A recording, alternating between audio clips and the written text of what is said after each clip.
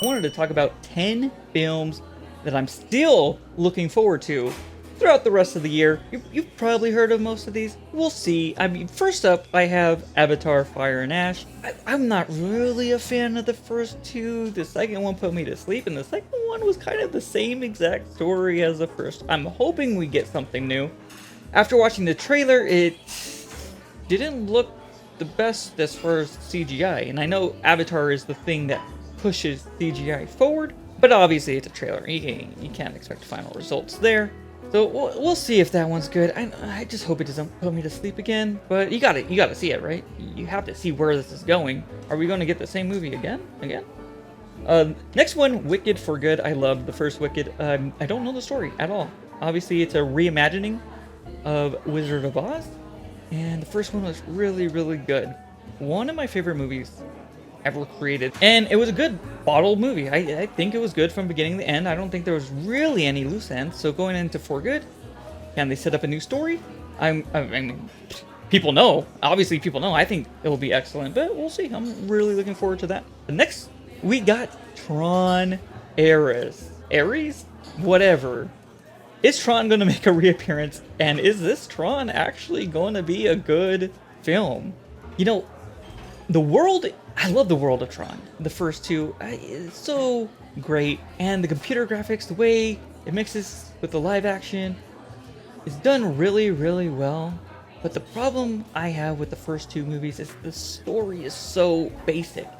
And for the most part, these are PG Disney movies. I think the first two were kind of really aimed towards kids.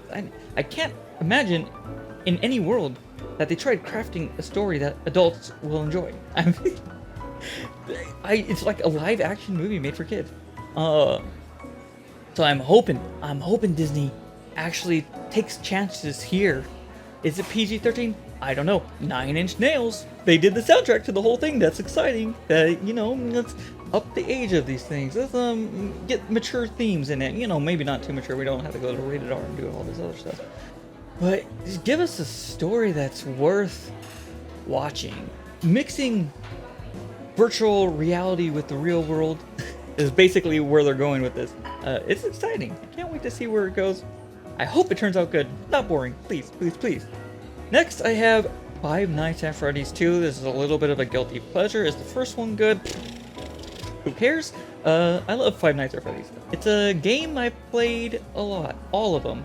And I know the lore very in depth. So it's just fun when you know the lore and you have the movie coming out and you're like, oh, what are they going to do? Are they going to do this? Or are they going to do that? It's just a fun little thing to watch. It's not going to win an Oscar at all. Maybe. But I am totally looking forward to that one. Next one I have is Frankenstein by Guillermo del Toro. Now, obviously, this guy is a great director and a great monster movie maker, and he could definitely craft a theme to the screen. And I'm not really a fan of Frankenstein or Frankenstein's monster. Is this about Frankenstein's monster? I'm assuming so. You get a good director, you gotta watch your next movie, right? You got to. You can't skip it. And that brings me to the next one, Running Man by Edgar Wright. He is very, very, very good at creating a movie that hits you beyond just visually. Obviously, with Baby Driver, he was able to make a soundtrack with the film, with the visuals, with the pacing. Extremely, extremely well crafted. I love Scott Pilgrim as well. At the time, it felt so new and fresh and unique, like a comic book really brought to life. And the Simon Pegg trilogy and Last Night in Soho. Not the most amazing movie, but he can hit a genre so well. So Running Man, also another story I'm not crazy about, but I feel like this is a perfect summer blockbuster. I mean, we should have had it already, but I think it's going to be fun. Good movie. Maybe a little better than people expect because, we got Edgar Wright directing this thing. The next film, this is definitely a guilty pleasure, but I have Anaconda with Jack Black and Paul Rudd. I don't know why this film is being made. I feel like Anaconda, released when I was a kid, I love this dumb film. It's so bad, but I loved it. And we have a movie about people going into the forest to recreate the movie from their childhood. So it's like, okay, interesting. This movie's kind of made for me. This movie has stuck with me for forever. So the fact that they're making a movie based on the movie, that's kind of like not the best. Who cares about it? Personally, yeah, I really, really want to see that. Now, I have 3 more films. These I am very excited for. These, I think, are way different thematically than the other ones, where they're more like popcorn movies, fun movies, interesting movies. Interesting movies. Marty Supreme by Josh Safdie. Now, this movie stars Timothy Chalamet. Now, I know a lot of people don't like him. I actually like his acting in his movies. I think he's going to be a movie star. And yeah, I don't know. I'm starting to see Timothy Chalamet movie. You know, he's in this movie. Okay, I'll go see it. And now we have a good director and an actor I like. You know, Josh Safdie, he made Uncut Gems, which is great. But more importantly, he made Good Time, which, outside of one scene in the movie, Good Time might be the perfect film. It is so absolutely amazing, so incredibly well paced, well written. It's just so good. It's so good. I really wish that scene. I get why that scene was there, and I get its effect on the story and its pacing and how it drives, you know, the feelings of this whole the feeling of the Good Time movie. You're not going to have a good time. It's the opposite. It's so good. It's such a great film. So I'm very excited to see what he does next. Marty Supreme. We'll see. I hope it is good. If I want to see a movie, I immediately think, like, I don't want to know anything about it, you know? Give me the title so I can go to the theater, book the ticket, and that's it. Don't give me the trailer. Don't even give me a description. Really. You got a great director out there? I don't care what you make. Christopher Nolan, I don't care what you're making. I'm going to see it, even though I didn't get tickets because I thought they're going on sale on Thursday, and they went on sale on Wednesday, and I wasn't ready. Whatever. Yeah, I'm one of those. Okay. Yeah, you know, but being in LA, they sell out very, very fast, and I was not able to get the Odyssey tickets, but I guess I'll see it sometime, hopefully. We'll see. Anyways, back on track. All right, the next one, second to last. I don't know how to say it. Begonia by Yorgos Lanthimos.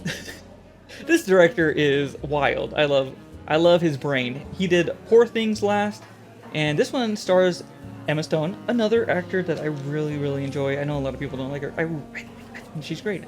Anything she's in, I think she's excellent actor. And the story in this film is that CEO gets kidnapped because the kidnapper thinks she's an alien. You throw in this trippy, whatever this film is going to be, it's going to be very, very interesting. Obviously, I love original films. New ideas, fresh ideas.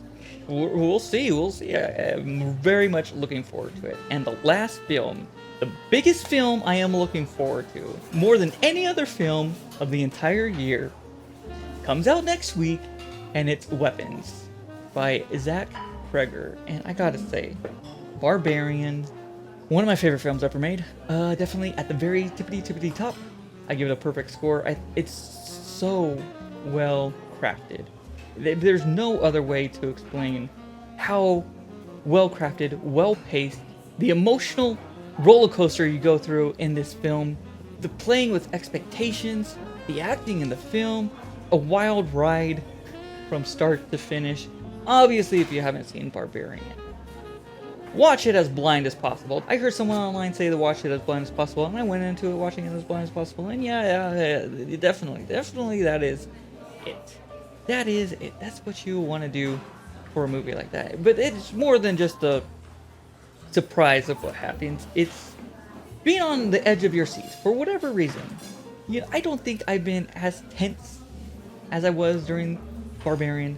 I don't think I've laughed as loud ever during, well, maybe during a comedy, but during a not comedy with this film, I've never felt every single emotion, and that just proved to me, you know, Zach Kreger can create a movie. He can write a movie. He can really, really do it. You know, he had a couple films decades before, and yeah, we won't talk about those.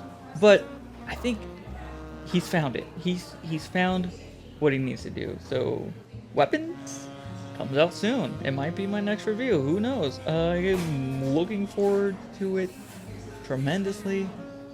I don't think it will be better than Barbarian, in my opinion, but I think a lot of people might think it's better than Barbarian. I wouldn't doubt it for a second.